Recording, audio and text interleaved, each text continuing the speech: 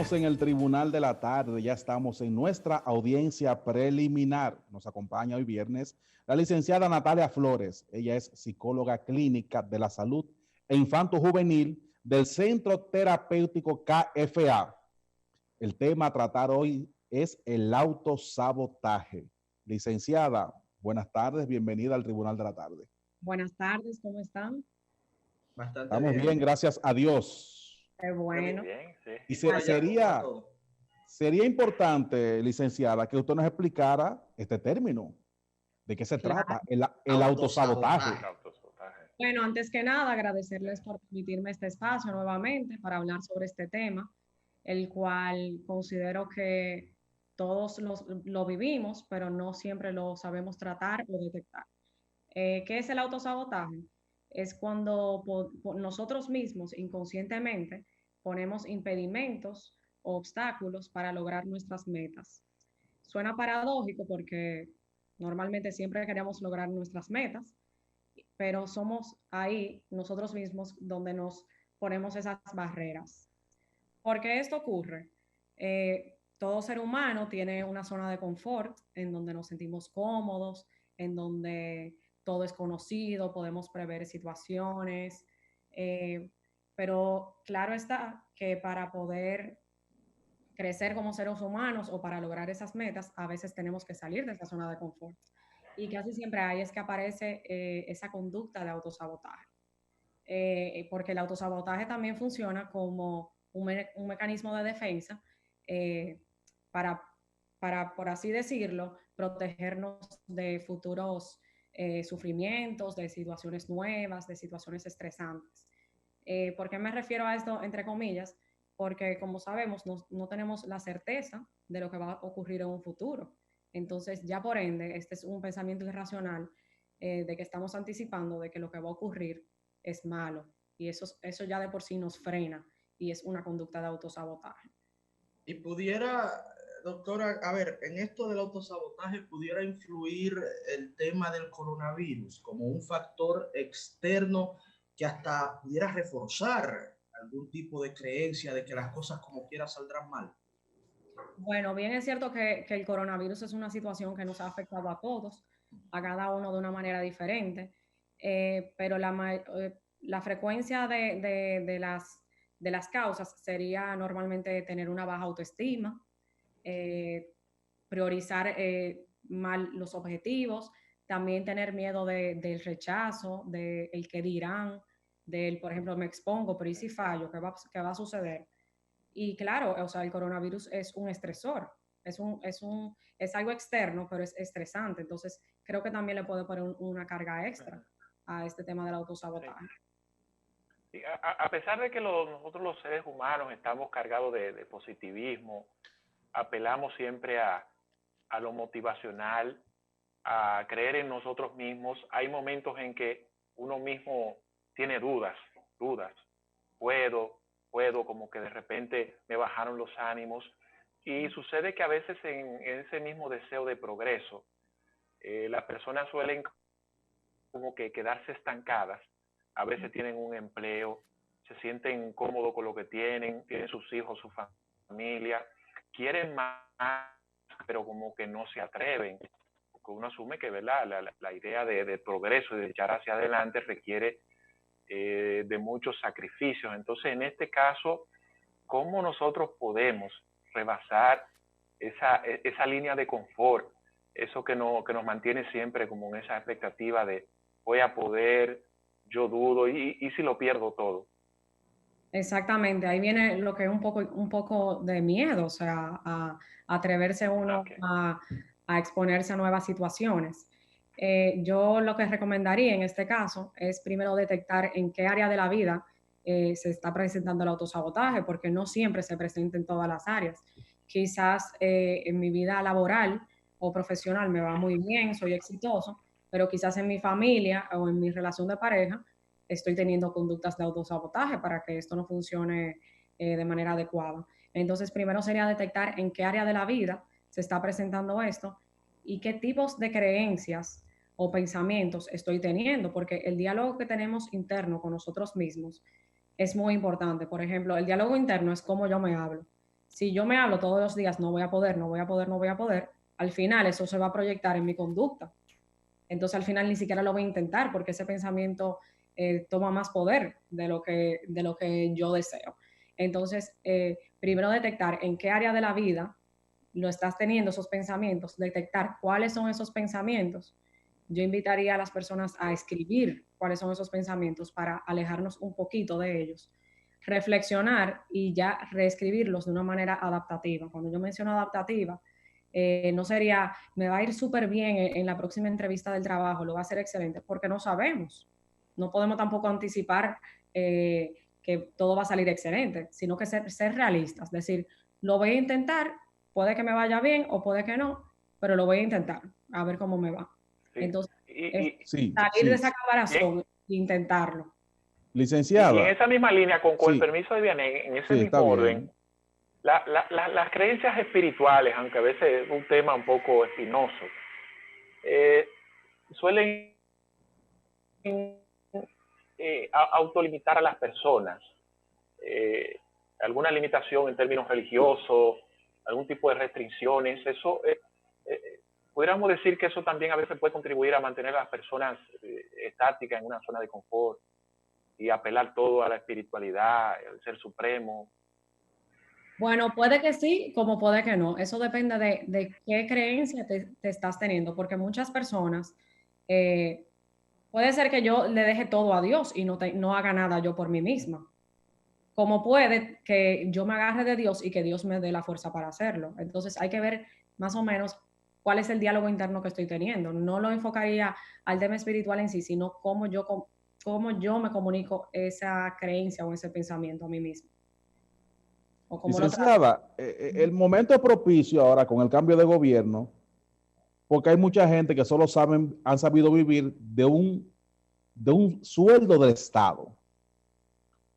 Lamentablemente, por situaciones naturales, habrán personas que serán cancelados. Y sobre todo si es una persona que ya pasa los 35 años de edad, todos sabemos qué pasa, que esa persona ya no lo quiere en el sector privado, todos lo sabemos, como el sector privado lo dicen, de 18 a 35 años, ya después de los 35 tú un viejo para el sector privado. Ahora, esa persona entonces no pudiera comenzar a estar negativo porque entiende que va a pasar vicisitudes económicas, le bajó la autoestima. ¿Qué usted le recomienda a esa persona que en los próximos meses pudieran ya quizás perder de lo único que dependen de un empleo del Estado? Bueno, ya de por sí el hecho de decir que de los 18 a los 35 es la única edad donde uno puede conseguir trabajo, esa es una creencia limitante. Porque ya eso dice, bueno, si yo tengo más de 35, entonces no voy a salir a buscar trabajo y ya uno se queda en esa creencia. Es romper con un poquito de esa negatividad, de esa autocrítica, de esas creencias limitantes y decir, bueno, aunque tengo 36, me gusta tal trabajo, quizá voy a aprovechar este momento de mi vida donde perdí este trabajo que me daba estabilidad, pero quizás voy a hacer ahora algo que me llame la atención, algo que me guste. Déjame atreverme a mandar mi currículum. Entonces, ahí yo les recomendaría a las personas que trabajen lo que es la motivación por bocados, que no se planteen una meta tan grande que sea imposible de cumplir, sino que se planteen metas cortas. Por ejemplo, decir, bueno, voy a arreglar mi currículum mañana. Pasado mañana lo voy a mandar a tal sitio. O sea, que se pongan metas cortas que sí se sientan capaces de poder ir pudiendo hacer. Porque cuando tenemos metas cortas, capaces de uno lograrla, la logramos y eso mismo nos motiva a seguir avanzando. Entonces yo lo motivaría a que no se quede en el hecho de perdí mi trabajo, no voy a ser capaz, sino romper un poquito con ese esquema y salir un poquito de esa zona de confort.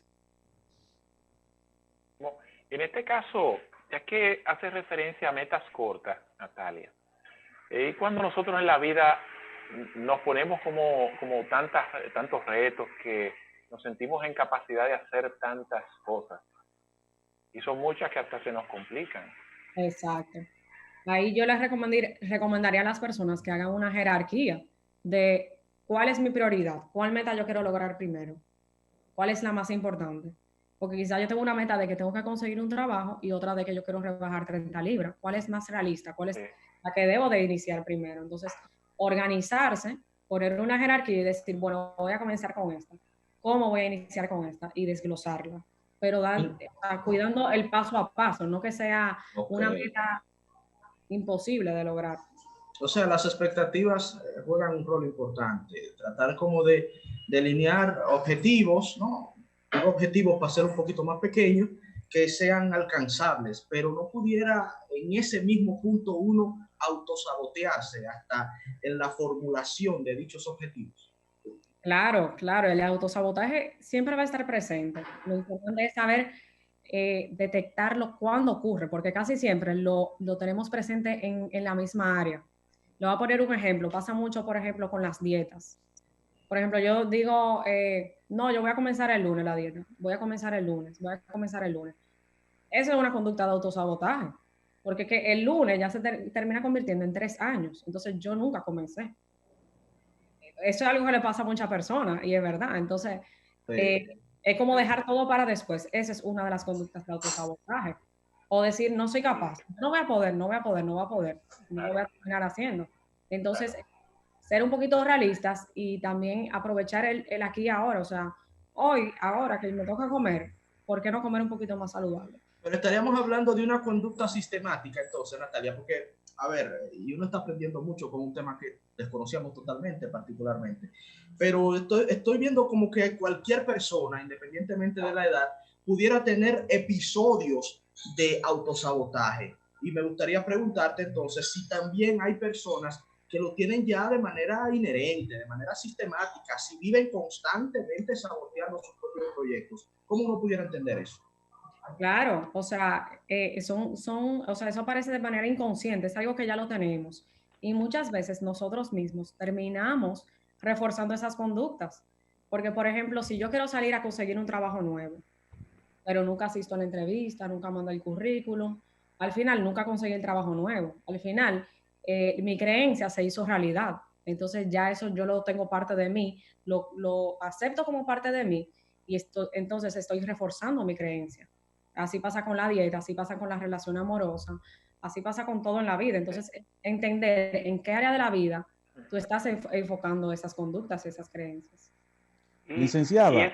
Sí, Julio Ernesto, adelante, adelante. Y ese autosabotaje a veces puede ser producto de factores externos. Es una expresión que donde que el mal siempre está al acecho y muchas veces cuando vemos el éxito en todo su alrededor hay a veces mucha envidia, hay mucho resentimiento, muchas personas que te desean lo peor y te lo expresan y te lo van diciendo y llega un momento que hay personas como que eso se contribuye, como que creen que es verdad y lo asumen como tal y si es verdad lo que me dicen, seré yo así como tal.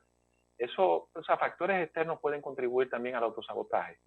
Claro, los factores externos influyen bastante, pero al final es cómo tú te traduces esos factores externos, porque quizás a ti te critiquen mucho y tú no le hagas caso, como yo, Natalia, quizás me lo coja muy personal y deje que eso me afecte a mí. Entonces, los factores externos sí juegan un papel importante, pero es cómo tú traduzcas internamente eso. No sé si me deje entender. Sí, licenciada. Ajá. Sí, sí, mire, esto del autosabotaje es contagioso. O sea, una persona, por ejemplo, pudiera su pareja transmitirle esto. No es que es contagioso, porque tampoco es una enfermedad. Es una enfermedad, sí. Y es, o sea... Te asustaste, Vianey. Sí, me asusté. Y tiene que ver mucho también con la manera de cada uno pensar. O sea, no necesariamente pensamos igual que nuestra pareja. Quizá si mi pareja, claro, está teniendo conductas de autosabotaje en la relación, claro que yo me voy a ver afectada y claro que va a haber un momento que yo me voy a cansar de eso. Entonces, sí me va a afectar a mí, pero no es que yo estoy haciendo la conducta de autosabotaje, sino que yo soy la víctima en ese caso. Pero licenciada, licenciada, si el ejemplo es suyo, en su caso, usted licenciada, psicóloga, claro, conoce el tema y lo puede advertir. Pero una gente que no entiende esto, que no sabe qué le pasa a su pareja, ¿qué debe de hacer entonces? Exacto. Bueno, primero yo les recomendaría que hable con su pareja. Para mí la comunicación es esencial en cualquier tipo de relación, ya sea con un amigo, con tu hijo, con tu papá, con tu hermano, y sobre todo con tu pareja amorosa.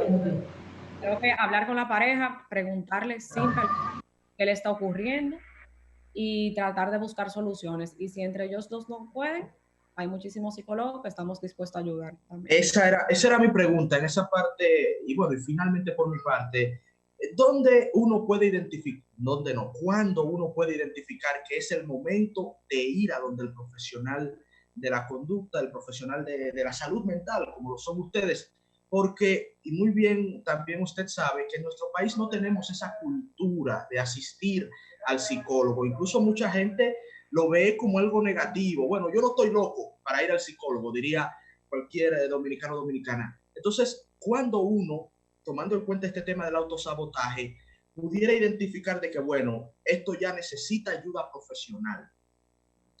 Yo siempre digo que el que busca ayuda es valiente, o sea, porque no se está quedando en su zona de confort, está buscando una solución. Entonces yo diría que hay que buscar ayuda o ir al psicólogo. Bueno, ir al psicólogo siempre, porque cualquier tema que tú quieras hablar y conversar con una persona, eso no significa que tú estás loco. Pero ya buscar ayuda sería cuando el tema se sale de tus manos, cuando te está afectando, cuando ya se vuelve un motivo para impedir tú, por ejemplo, conseguir tus logros en el tema del autosabotaje, cuando tu relación, tú la ves que va en picada, problema y no encuentras una solución. Ir a un psicólogo te va a ayudar a buscar esa salida. Entonces, no entiendo por qué tener ese tabú de ir al psicólogo es de loco. No, ir al psicólogo es tú autocuidarte y tú tomarte en cuenta a ti mismo también. Mi pregunta final es, tomando en cuenta su experiencia, ¿existe algún índice que contemple los rangos de edad donde se produce, ¿verdad?, este autosabotaje con mayor incidencia? Eso es en la etapa de la adolescencia, la juventud, la vejez, o no necesariamente existe un patrón de edad.